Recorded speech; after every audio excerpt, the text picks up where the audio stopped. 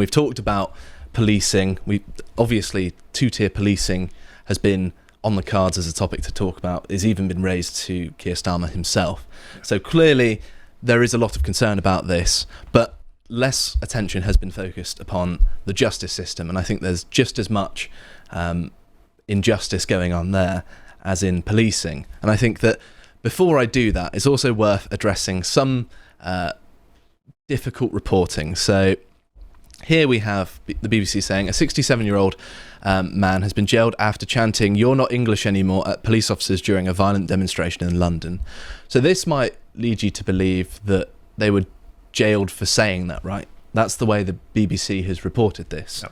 Yep. However, this isn't actually the case. So if you look at the actual article itself, within the body of text, he admitted to violent disorder, and they also had a history of crime. That is why they've got such a long sentence. I think they got a couple of years. Yep. And this person, here we go, same name, jailed for 20 and 12 years respectively for their roles in an operation involving nearly £500,000 of Class A drug. So they're clearly dealing drugs, right? And that is part of the reason why they got such a large sentence. And that's why they've got these 20 months, as well as being involved in violent disorder, rather than it just being that they're chanting these slogans. And I think the media reporting on this is very unhelpful, because not only does it mislead people about being angry about legitimate things, but also it makes people scared to just say stuff. It makes people even more afraid about speaking their mind about things. Yeah. Well, what's interesting in a case like this is that there's no such thing in this country as hate crime. It doesn't exist, except when it comes to uplift of sentence once you've been convicted of a crime. So if you've been convicted of a crime, if the prosecution can show that there was a hate element to your crime, then that can be reflected in the sentence. So rather than getting 18 months, you get 2 years. Rather than getting 2 years, you get 3 years, or what have you. Okay, so it exists there. What I think is happening here is this lad here is clearly a wrong 'un, clearly a bad 'un, obviously an habitual criminal. What's happened is that he's made it easier for himself. He's made it easier for the judiciary to lock him up for a longer time, because they've been able to identify something that he said that is not entirely related to his criminality, and say, there's your criminality here, but you've expressed hate over here. We're going to pull these two things together, and we're going to use that as the pretext for giving you a higher sentence. That, I think, is what's happening here, and that, I think, is actually quite worrying. I'm all for being hard on crime. I'm all for being tough on criminals. If you're found guilty of a crime in this country, there's a fair chance that you committed the crime, and I want to see you found guilty. I want to see you thrown in prison, but I want you thrown in prison for the crime you committed, not for the crime you committed plus something that you said on Facebook, or something that you shouted at a protest, or some opinion that you otherwise expressed, because that's not justice. That is justice that has been tainted by politics, and we can't have that. That gets my goat. I don't like that at all. And a clear violation of the principle of proportionality of punishment to crime. Yes, absolutely, absolutely. So I have some sympathy. You know, if you beat somebody up, then there's a sentence. If you beat somebody up because they're a Jew or because they are a Pakistani, then I get the argument that there's a targeted element to it, and perhaps there should be, I don't necessarily agree with it, but perhaps there should be an uplift of sentence. I get the argument, even though I don't necessarily fully agree with it. But what we can't do is start bringing in aspects of a person's character and their political life, forcing it onto their legitimate crime and treating it all as one thing. That, I think, is the kind of behaviour that is typical of a police state, and of a state where the judiciary has been captured by the politic of the government at the time. Absolutely. So there was another case of interesting reporting here, doing much the same thing as the previous one. So it says 4 people sentenced for violence in Plymouth, and that's where I'm from, including man who waved prosthetic leg at protesters, which sounds like the crime was waving the prosthetic leg, doesn't it? Until then, you scroll down and you read a little bit about the man. So John Cann, 51, from Patna Place in Plymouth, was sentenced to 3 years in jail. So that sounds like a lot of time for waving your prosthetic leg, right? He was caught on camera waving his prosthetic leg at opposing protesters during the violence. The court was shown footage of Cann launching a firework or flare towards the counter-protesters before falling off his mobility aid, which, one has to wonder why he's there in the first place. The police body cam footage also showed Cann bending down to pick up an object from the floor before throwing it at opposing protesters. So obviously he's being violent. There is a crime being committed there. It's not waving his leg. And it's also worth mentioning that he got such a long time in prison because he'd previously spent 357 months, which is nearly 30 years, in prison.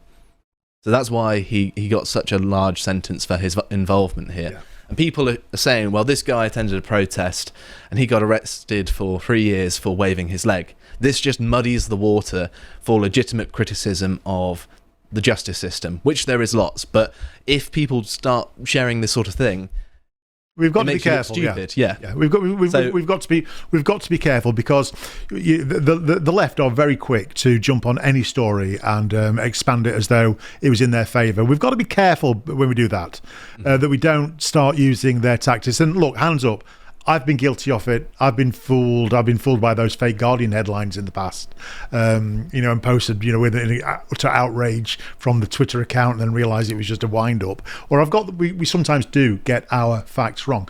What's worrying, of course, is that getting our facts wrong can now be a criminal offence. That is true. That is utterly terrifying. The notion that you simply may have got it wrong, now we're in a position where, sorry, you're now a criminal because you shouldn't have given that opinion or spoken that so-called fact without checking it. Well, where are we supposed to check it? Well, according to the government, we're supposed to check it with the government. There is now only knowledge which is government approved, and knowledge which is not government approved is criminal. You've sort of presaged what I was going to go on to, because I was going to say that there has been an appetite within the sort of legal profession for the introduction of this sort of thing, amongst some of the practitioners at least, obviously not all of them. But it fundamentally results in a lot more work for them, doesn't it? In that they're going to be prosecuting a large number of people, because the way information is at the minute, it's almost impossible for people not to occasionally get something wrong. And I think that's just the fast nature of things like social media. And I think that that's particularly the justification for people saying, oh, we need to arrest Elon Musk. And of course, that's a bit silly. He's not responsible for what goes on his platform to that degree. But there's also an added element to this, that they're talking about releasing prisoners because rioters and people posting on social media more generally are being imprisoned, whereas people who have been involved in gang-related crimes, violent crime, some of the more serious drug crime, they're getting perhaps even slaps on the wrist sometimes, I've seen. And we're going to look at a few of these cases. And again, here's Elon Musk talking about this, reiterating the police state line about the fact that they're releasing actual criminals from prisons to move in anti-immigration protesters. And of course, some of them have actually committed legitimate crimes by being violent, which I don't approve of. So this one, I think, is an interesting case of it. So this is an actual case of someone getting arrested for speech. So they were just arrested for supposedly threatening and hostile gestures towards police, calling them bad words, and joining in the chants of "You're not English anymore" and "Who the F is Allah." So he's not implicated in any violent disorder. Maybe there are things that weren't reported here that he did. However, you can compare this to other crimes. For example, a man who scammed a bank out of £40,000, I think. Here he is. This is the article it's shared from. He received no jail time whatsoever for stealing money from people. He also happens to be someone who was, I think they did 5 months in prison for being found with £100,000 worth of heroin in his family's luxury home, which is interesting, isn't it? Yeah. And we had cases last week of I can't remember where, but people involved in child abuse given the lightest of Oh, sentences. we've got those. You've got that, haven't you? Yeah. You got that on there? We do, yeah. So I was going to go to this case, Samuel Mellier as well. He was, I believe, he got 2 years for inciting racial hatred for having anti-immigration stickers. Yep. And having books that he wasn't allowed to have, apparently, even though it's legal to both buy and sell them. And you can compare this to this case here. So I'm going to read a little bit from this article. It says, Adil Rashid, 18, claimed he was not aware that it was illegal for him to have sex with the girl, who was 13, by the way, because his education left him ignorant of British law. And of course, ignorance is no defence against the law. Yesterday, Judge Michael Stokes handed Rashid a suspended sentence saying, although chronologically 18, it is quite clear from the reports that you are very naive and immature when it comes to sexual matters. Earlier, Nottingham Crown Court heard that such crimes usually result in a 4 to 7 year prison sentence, but the judge said that because Rashid was passive and lacking assertiveness, sending him to jail might cause him more damage than good. Why are we caring about the damage to a paedophile? So what? He's had sex with a 13-year-old, and you're absolutely right that ignorance as to law is no excuse, none whatsoever.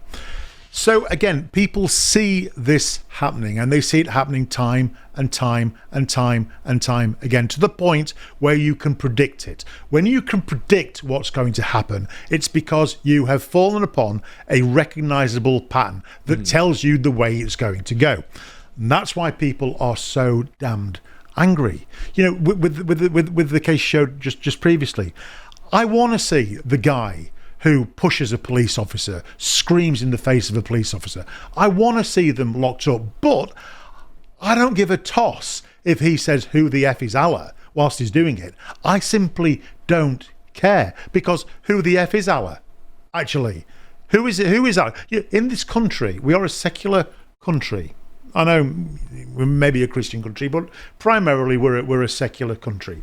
You get to believe in God or you get to not believe in God. You can choose whichever God you believe in, and you can choose which God you don't believe in. It's as simple as that. And you can make fun of any God you wish. I know people got all in a tither about the opening to the Paris Olympics, where it appeared that the organisers had mocked the Last Supper.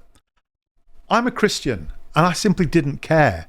I didn't care. What did I expect from a secular French nation? I expect them to behave like that.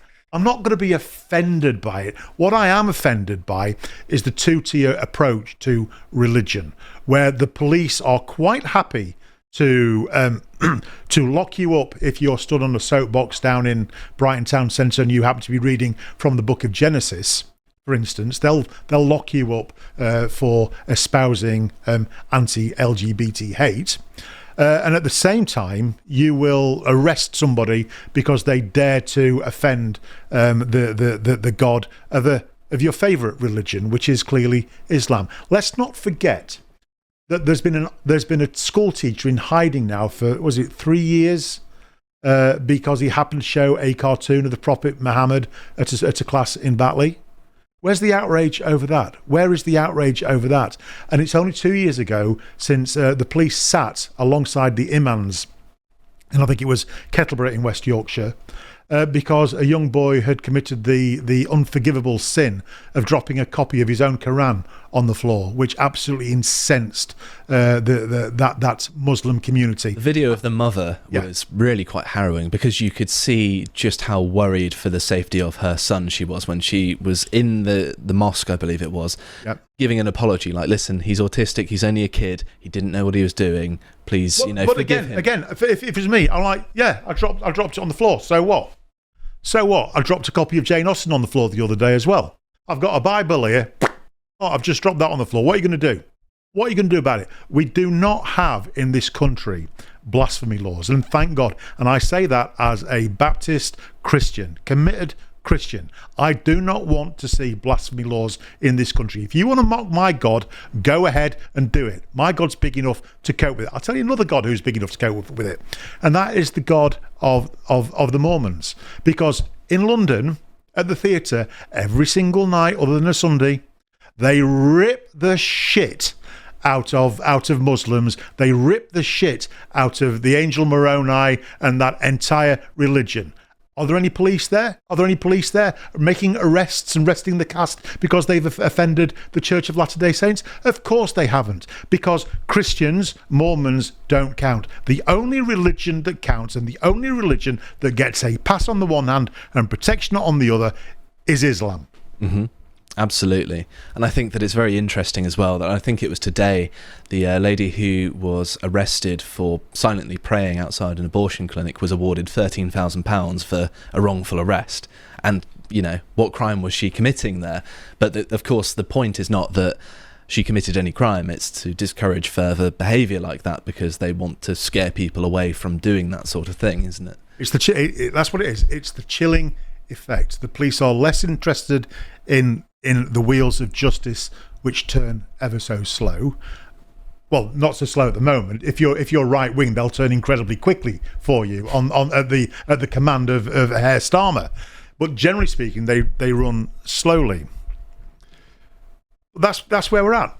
That's where we're at. We've got some other cases as well here as well. So there was that guy who we mentioned previously who was sentenced for 20 months in prison. I actually know that this is a separate case. Sorry, I misspoke. So there was a couple of people, I believe, who posted on Facebook about encouraging people to attend the protests and target the hotels, which eventually went, I think they eventually torched. So there was potentially their incitement to violence. However, this same judge that sentenced them to 20 months for that, which is still a crime, which is perfectly reasonable, right? However, there is also a case where a paedophile was allowed to walk free, who had, over 400 images and videos of children being both abused and tortured. They didn't even get a criminal sentence for that. And if you're doing a crime which has the political spotlight, you do a lot more time than things that I think the vast majority of the population would like to see cracked down pretty hard on. And there's a good reason for that, and I'll tell you precisely what it is.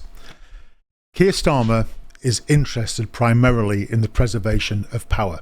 So anything that threatens his power base, he will come down on with the full force of the police and the law and anything else at his command, because he is more interested in preserving power than he is in protecting.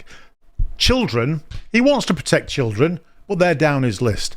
Women, once he can work out what a woman is, he wants to protect them, but they're way down his list. What he wants to protect primarily is his power base. When he says Britain first, party second, what a lie. What an absolute lie. This is all about party first, party second, party third. That's what Keir Starmer is about. And he is marshalling the great officers of state and the great institutions of state to that end. He is marshalling them so that they learn and know to prosecute anybody harshly who dares stand up against the state. If you're simply, harming another member of the public, well, deal with it, but not in the same way that you would deal with offences against the state. That's where we're at with this current Keir Starmer. He is a hateful Maoist nut job. He should be nowhere near power. He should be nowhere near number 10. When I heard his first speech following the riots, my heart sank, because I don't think I've ever heard a speech which was that divisive in recent history. You thought Enoch Powell was bad. That was worse. And just to hammer that point home, the final thing I wanted us to look at is the fact that the two men jailed for the social media posts here, of course, received 20 months. Two asylum seekers who stole £25,000 worth of Rolexes in, I believe, a Soho area. I don't know whether it's a shop or off of individuals. They were allowed to walk free. And it turns out that, yes, if you are an asylum seeker, you are provided more legal defences in the British justice system than the British people themselves. That seems clear as day to me. It is clear as day. We've got clear and obvious two-tier justice. And whilst I don't want to excuse the riots in any way, shape or form, but when riots took place in the 1970s and we had hardcore socialists commentating on it, they used to talk an awful lot about alienation, all about white working class alienation. They talked about it in sociological terms. And, I was skeptical because I was never very left-wing. But at least we understood the socialist left-wing logic that these people were behaving badly because they felt alienated. Why is Keir Starmer not affording the same thing to those who are behaving badly right now? Why? He doesn't even consider the possibility that they feel alienated from their own country, that they feel alienated from their own future. The concept of alienation, which is a solid Marxist concept, has been entirely lost in this Starmerian version of Marxism because he knows the diagnosis. The diagnosis is that these are right-wing thugs who need to be faced with the full extent of the law. When he saw what was going on with the Black Lives Matter protests, to be fair, he did condemn it, but he only condemned the action. He said the action was wrong, but the cause was noble, that they shouldn't have torn down the statue in that way. It should have been torn down a different way.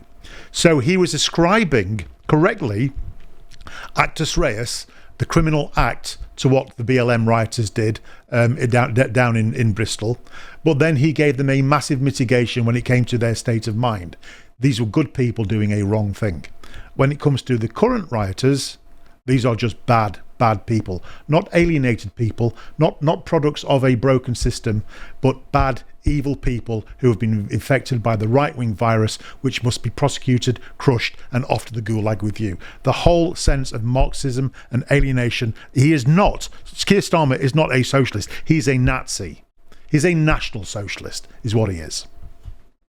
I want to say that when it comes to alienation, he definitely thinks that some people shouldn't feel alienated. I think that's his approach to the matter. He understands that people are not happy, but he doesn't care, and he just said, "No, you shouldn't be alienated."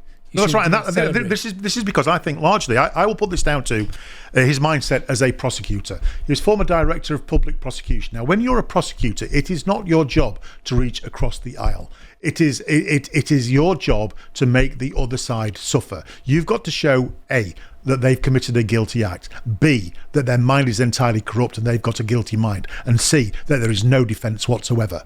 So with that mindset of a prosecutor, that's how he is approaching government. That's how he is approaching political resistance. So if he was to talk about alienation and disaffection, all the rest of it, then he would be not doing the role of a prosecutor. He would be doing the role of a social worker. And he doesn't want to do that. Keir Starmer is a prosecutor, and his desire is to win and win fully and at all costs, and there to be as little mitigation as possible. And that's why he's so dangerous. So we have some comments before I move on to your segment. Do I have time for one comment? Go on then. About alienation, just because you mentioned alienation and Marxism.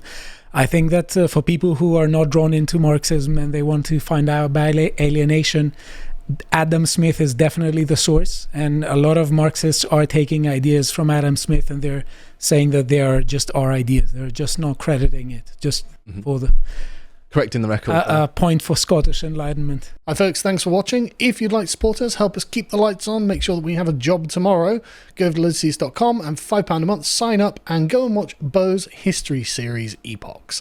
In this particular episode, he is discussing with the amazing Godfrey Bloom the history of money, which is something that, frankly, nobody knows enough about. And while you're checking us out, go over to X, formerly known as Twitter, and follow us at lotuseaters_com.